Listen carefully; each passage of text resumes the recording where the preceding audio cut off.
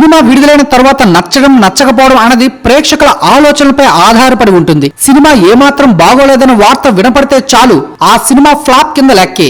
ఈ రోజుల్లో digital media అందుబాటులో ఉండడం, దాని ప్రభావం ఎక్కువగా ఉండడంతో సినిమాలకు సంబంధించిన రివ్యూలు వస్తున్నాయి. రివ్యూలో బాగోలేదు అన్నా చాలు ప్రేక్షకులు ఎవరు ఆ సినిమా వైపు తొంగి చూడడం లేదు. అంతగా కావాలంటే ఓటీటీలో వచ్చినప్పుడో టీవీలో వచ్చినప్పుడో చూసుకోవచ్చులే అన్న అభిప్రాయానికి వస్తున్నారు. ఫ్లాప్ సినిమాకు థియేటర్లకు వెళ్లి వేలకు వేల రూపాయలు తగలేయడం ఎందుకన్న ఆలోచనకు ఎప్పుడో వచ్చేశారు. ఇటీవల విడుదలైన ఓ సినిమా మాత్రం మన దేశంలో అత్యంత చెత్త సినిమాగా, డిజాస్టర్ లో బ్లాక్ బాస్టర్ సినిమాగా నిలిచింది. అది ఏదో కాదు, భారీ చిత్రాల దర్శకుడు శంకర్ దర్శకత్వంలో విశ్వ నటుడు కమల్ హాసన్ నటించిన భారతీయుడు 2 చిత్రం. భారతీయుడి సినిమా విడుదలైన 28 సంవత్సరాల తరువాత ఎవరైనా ఏ దర్శకుడైనా సీక్వెల్ తీస్తారా? కానీ శంకర్ తీశాడు.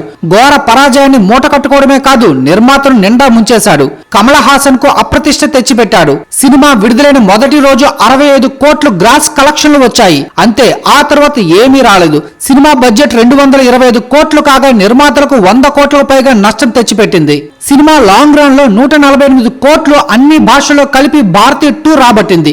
ఒకప్పుడు భారతీయుడి సినిమా అంటే ప్రభంజనమనే చెప్పవచ్చు.